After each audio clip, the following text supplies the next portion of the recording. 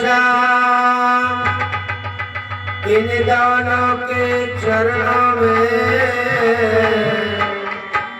मेरा कोटि कोटि प्रणाम।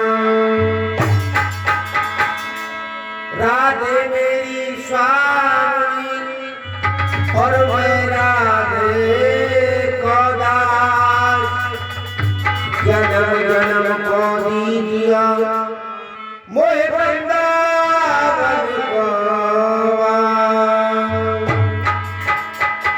आए हो तुम सब प्रेम से लो हरि का नाम, सब भक्तों को प्रदीप का जय जय राधे श्याम। जय जय सीताराम। मेरी आदि सप्री माताएं, नौजवान साथी, बुजुर्ग, जो प्यारे प्यारे बच्चों, व्यासपीठ से प्रदीप शास्त्री की तरफ से सभी को जय श्री राधे, जय जय श्री कृष्ण। आइएगा भगवान की कथा को प्रारंभ करें और हम सभी मिलकर के अपनी मन और वाणी को पवित्र करते हुए भगवान का 2 मिनट का संकीर्तन बोलेंगे। दोनों हाथों से ताली बजाते हुए भगवान का कीर्तन बोलेंगे सभी भक्त। आइएगा। और श्रवण नारायण नारायण हरि हरि, श्रीमन नारायण नारायण हरि भगवान नारायण नारायण हरि हरि, श्रीमन नारायण नारायण हरि हरि भगवान नारायण नारायण हरि हरि, नारायण नारायण हरि हरि श्रवण नारायण नारायण हरि हरि, श्रीमन नारायण नारायण हरि हरि राधे राधे राधे राधे।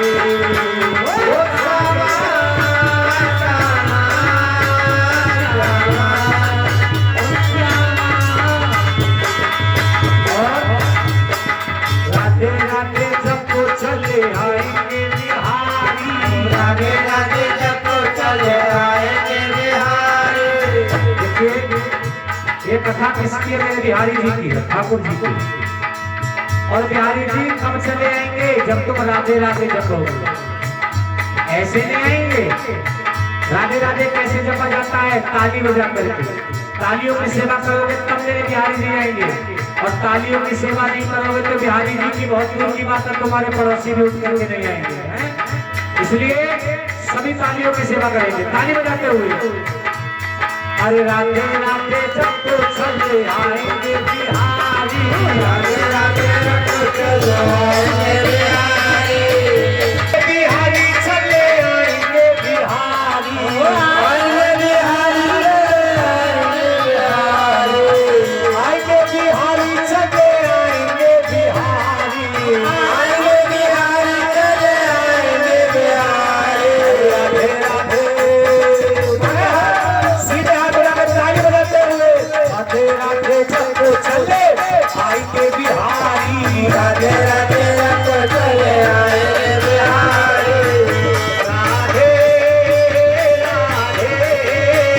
राधे राधे राधे राधे।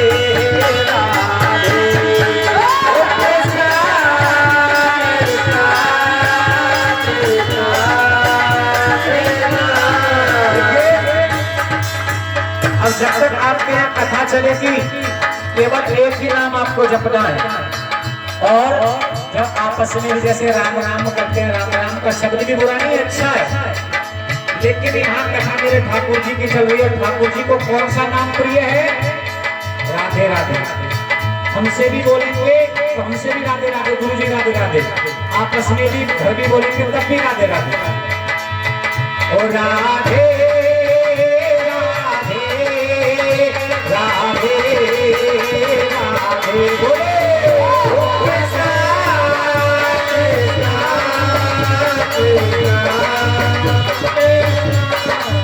कृष्ण गोविंद हरे मुरारी, हे नाथ नारायण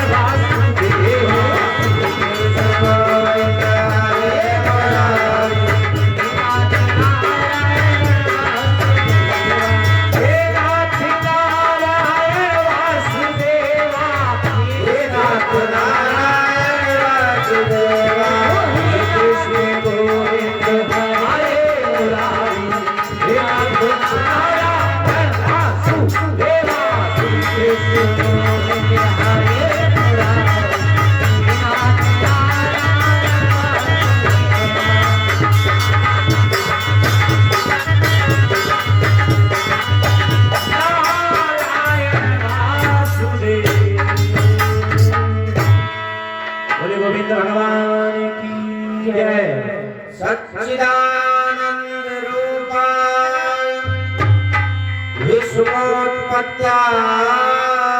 हेतवे तापत्रयनाशाय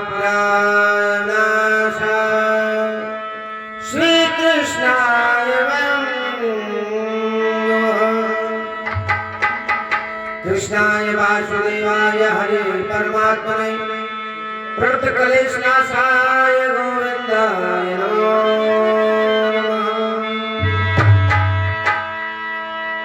नमः। सबसे सर्वप्रथम यहाँ की मातृभूमि चामुंडा माँ के चरणों में वे हमारी बाईं ओर बह रही पतित पावनी भागीरथी गंगा सभी के चरणों में इस दास और मेरे सम्मुख आगे विराजमान मेरे बाल गोपाल कन्हैया जी तुलसी मैया सभी को इस दास के चरणों में प्रणाम।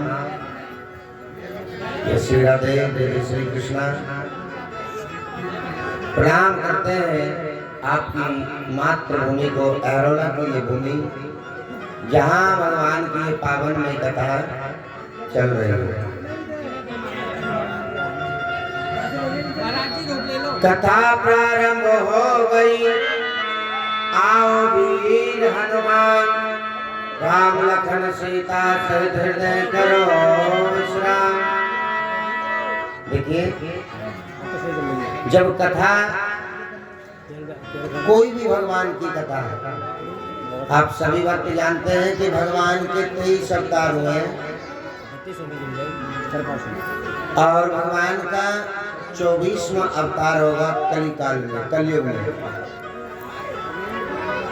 जहाँ जहाँ भगवान की कथा होती है वहाँ हनुमान जी महाराज को बुलाया जाता है।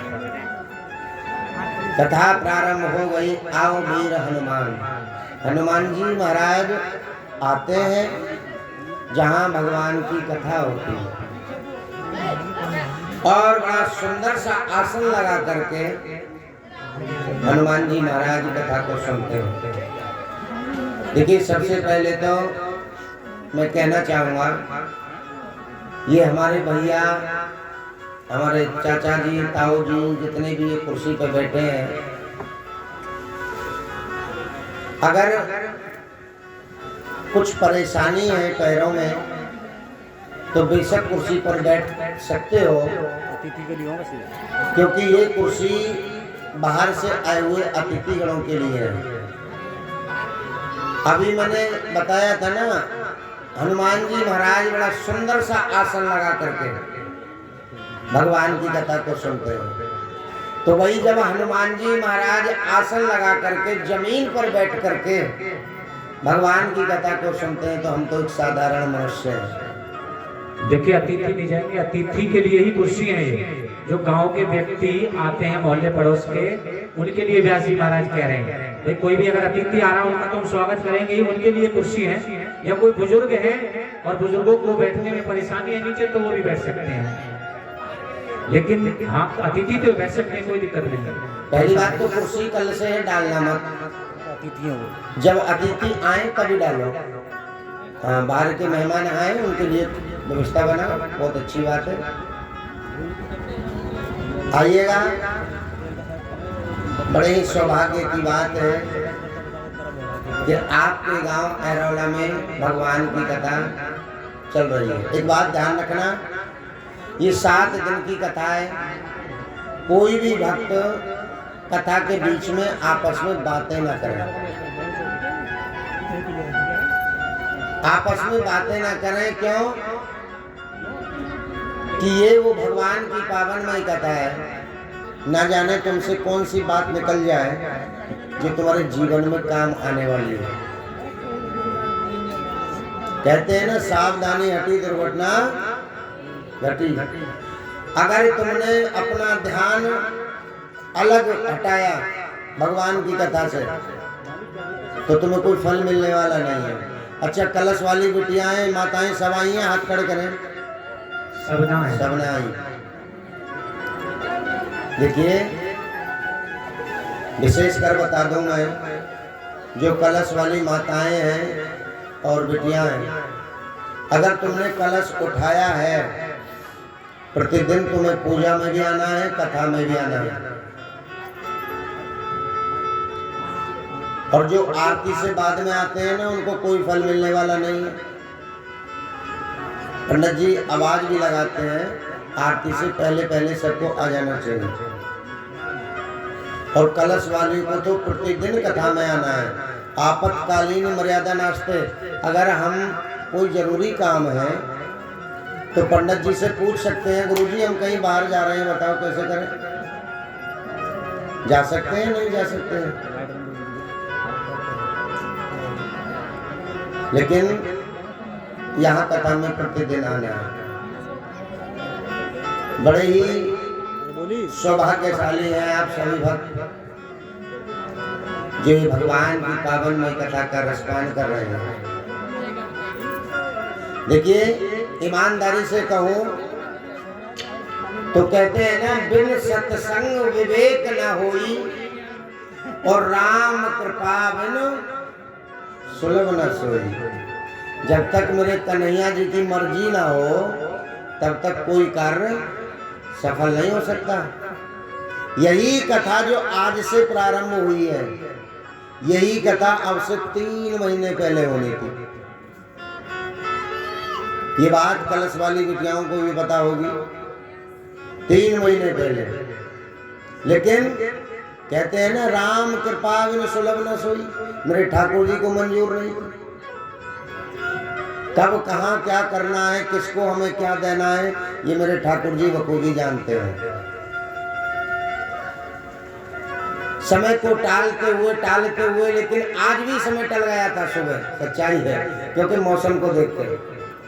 हाँ, मौसम कुछ ऐसा हो गया,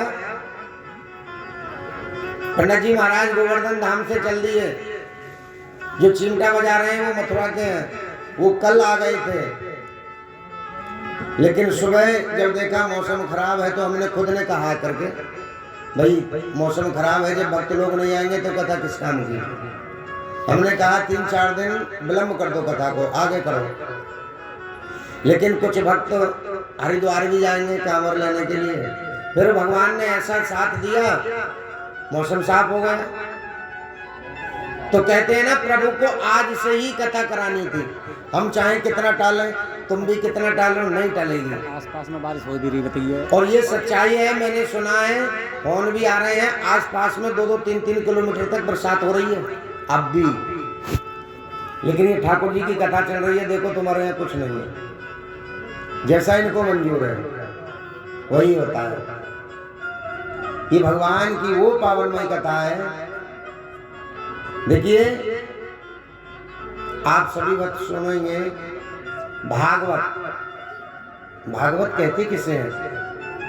भा से भक्ति, गैसे ज्ञान, वैसे वैराग्य और तैसे त्याग। भागवत जी। दूसरी बात, भागवत जी का अर्थ तो सही ये है कि भक्त को भगवान से जोड़ना। आप सभी पूजा पाठ करते हैं, आप में भक्ति है लेकिन ज्ञान नहीं है। जब ज्ञान और वैराग्य आ जाएंगे ना तो भक्ति खुद पे खुद आ जाएगी। ये भगवान की बड़ी पावनमयी कथा है, अमर कथा है। भगवान की कथा किसने सुनी, किसने सुनाई? सबसे पहले ये भगवान की कथा मेरे नारायण ने ब्रह्मा जी को सुनाई और ब्रह्मा जी से कहा कि तुम कथा सुनो। तो ब्रह्मा जी ने कहा, प्रभु अगर मुझे अहंकार हो गया तो क्या होगा? ध्यान रखना, कभी कभी ज्ञान में अहंकार भी हो जाता है, लेकिन अहंकार मेरे ठाकुर जी का, मेरे नारायण का सबसे प्रिय भोजन है। दूसरी बात, हनुमान जी महाराज जब कथा सुनने आते हैं ना और ध्यान रखना 7 दिन की कथा में प्रतिदिन हनुमान जी आएंगे और तुम सबके बीच में बैठे हैं, अब भी बैठे हैं। अब तुम पहचानोगे कैसे? हनुमान जी महाराज सबसे पहले आते हैं और सबसे लास्ट में जाते हैं, पहचान कर लेना। चाहे किसी बुजुर्ग के रूप में आए, किसी बच्चे के रूप में आए, किसी बालक के रूप में आए, चाहे किसी माता के रूप में आए, प्रतिदिन आएंगे। सबसे पहले आएंगे और सबसे बाद में जाएंगे, समझ लेने यही हनुमान जी है। और बड़ा सुंदर सा आसन लगा करके हनुमान जी बल में, बुद्धि में, ज्ञान में कम नहीं है, लेकिन वो भगवान की कथा में तर्क वितर्क नहीं करते हैं। सुंदर सा आसन लगा करके बैठ जाते हैं, सुनते हैं भगवान की कथा। क्यों कि ये ज्ञान एक छोटे से बच्चे में भी हो सकता है, बुजुर्ग में भी हो सकता है। अपने ज्ञान को वहां बांटना चाहिए जहां ज्ञान की आवश्यकता है, और अपने भक्ति पर, अपने ज्ञान पर कभी अहंकार नहीं करना चाहिए। भगवान की कथा में कभी तर्क और वितर्क नहीं करना चाहिए। ये ऐसी कथा है भगवान की। पहली कथा भगवान ने ब्रह्मा जी को सुनाई, ब्रह्मा जी ने नारद जी को सुनाई, सनकादिक ऋषियों ने 88,000 ऋषियों को सुनाई, भोले बाबा ने माँ पार्वती को सुनाई, और सुखदेव भगवान ने राजा परीक्षित को कथा सुनाई। ऐसी पावनमय कथा है भगवान की।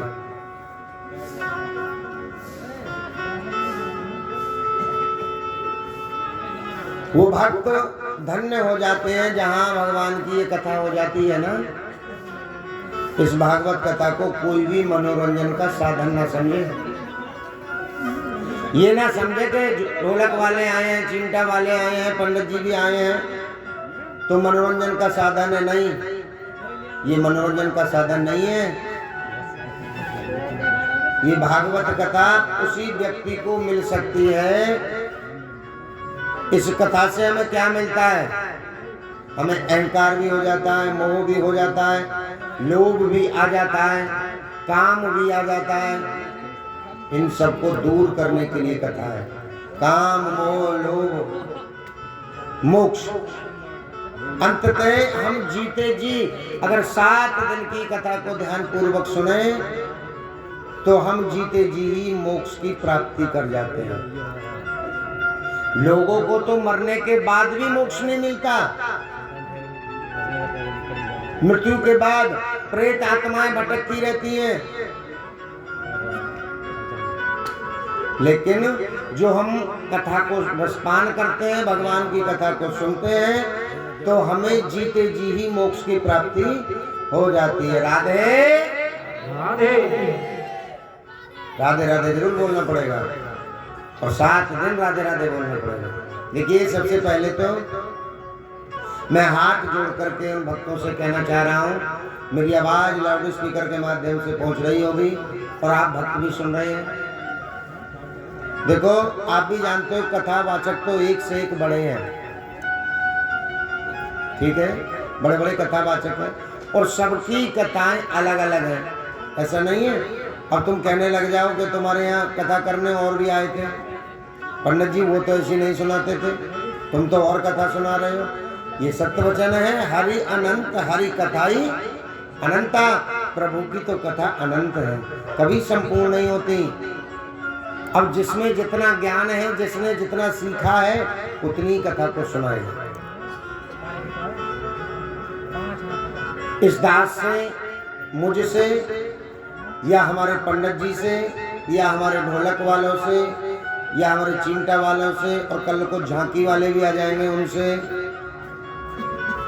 7 दिन की कथा में अगर कोई गलती हो जाए तो अपना बेटा, अपना बच्चा समझ करके उसे माफ करना। क्यों? सबसे ज्यादा गलती कौन करेगा? हम ही करेंगे।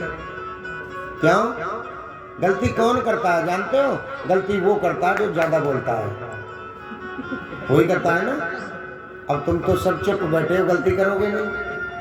अब मैं लगातार आपको कथा सुनाऊंगा, पंडित जी आपको भजन सुनाएंगे, मंत्र भी बोलेंगे। अब हम जब बार बार बोलेंगे तो ये जबान भी तो मांसती है ना, रपट भी सकती है, गलती हो सकती है, इसलिए माफ करना। लेकिन ये वादा है, हम आपसे प्रयास पूरा करेंगे, कथा में पूरा प्रयास करेंगे। प्रतिदिन आपको अच्छे अच्छे भजन भी सुनाएंगे, प्रतिदिन आपको कथा में हंसाएंगे, और मौका लग गया तो एक दिन आपको रुलाएंगे। ये बात भी सच है। लेकिन आप भक्तों का प्यार रहा तब। सबसे पहले देखिए, आए हुए बाहर के अतिथि, तुम्हारे घर मेहमान आ जाएं, या पंडित जी आ जाएं, या भगवान आ जाएं, वो किस चीज के भूखे हैं जानते हो? वो ना तुम्हारी धन के, संपत्ति के, किसी चीज के भूखे नहीं है। किस चीज के भूखे हैं? भाव के। किसी ने कहा है आओ बैठ पियो पानी, तीन चीज मोल न लाने। अगर कोई तुम्हारे दरवाजे पे आ जाए बाहर से, उसकी आओ बैठ कर दो, पानी पिला दो, वो याद करेगा यार हम फलाने के घर गए, वहाँ बड़ा अच्छा भाव है, बिठाते हैं, पानी पिलाया। अब ये पंडित जी महाराज केवल आपके भाव के भूखे हैं। सबसे पहले तो सबसे पहले आपके भाव के भूखे हैं। देखिए, पहली बात तो आप लोग भी जानते हो, कथावाचक किसको होना चाहिए? एक ब्राह्मण के लिए। आप कौन हैं? आप क्षत्रिय हैं, आप खड़गवंशी हैं, क्षत्रिय हैं, चौहान हैं, वो भी क्षत्रिय हैं। अभी इससे पहले 2-3 दिन पहले हम कथा करके आए थे सुल्तान ठेर, तुम्हारे पूरे खड़गवंशियों का गाँव है, और हो सकता है आपकी रिश्तेदारी भी जरूर होंगी वहाँ। अब हम सब अपने मुंह से बड़ाई क्यों करें? फोन करके देखना गुरुजी कैसी कथा करके गए थे। बच्चा रोयाता हुआ सच्चाई है। जब हम विदा हुए थे ना, तो बच्चा रो रहा था, गुरुजी छोड़ के मत जाओ हमें। क्योंकि 7 दिन में इतना प्रेम, इतना भाव हो जाता है हमारे और आपके बीच। देखो, हम आपको नहीं जानते, तुम हमें नहीं जानते, लेकिन ये 7 दिन की कथा में इतना